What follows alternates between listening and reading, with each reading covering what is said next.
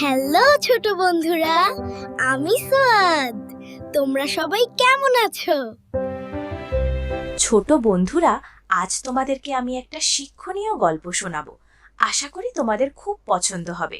চলো শুরু করি। এক গভীর জঙ্গলে দুটি বন্ধু বাস করত, একজন শিয়াল আর একজন সারস। শিয়ালটা ছিল খুব চালাক আর সারসটা ছিল খুব শান্ত ও সহজ সরল। একদিন শিয়াল সারসকে নিমন্ত্রণ করলো তার বাড়িতে খেতে আসার জন্য। সারস খুশি মনে রাজি হয়ে গেল। শিয়াল নিজের বুদ্ধিতে একটি চ্যাপ্টা থালায় সুস্বাদু স্যুপ পরিবেশন করলো। সারস তার লম্বা ঠোঁট দিয়ে সেই থালা থেকে কিছুই খেতে পারল না, কিন্তু শিয়াল মুহূর্তেই সব স্যুপ খেয়ে ফেলল। সারস খুব মন খারাপ করলো, কিন্তু শিয়ালকে কিছু বলল না। কয়েকদিন পর সারস শিয়ালকে নিমন্ত্রণ করলো তার বাড়িতে খেতে আসার জন্য। শিয়াল খুশি মনে রাজি হয়ে গেল। সারস লম্বা গলার একটি পাত্রে সুস্বাদু মাছ পরিবেশন করলো।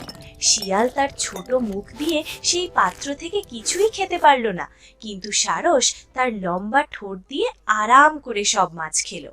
শিয়াল তার ভুল বুঝতে পারল এবং সারসের কাছে ক্ষমা চাইল। তারা আবার ভালো বন্ধু হয়ে গেল।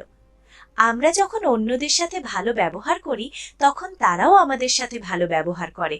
অন্যকে কষ্ট দিলে একদিন আমাদেরও কষ্ট পেতে হয়। আশা করি বন্ধুরা গল্পটা তোমাদের খুব ভালো লেগেছে। এমন গল্প পেতে আমাকে এখনই সাবস্ক্রাইব করো। ধন্যবাদ।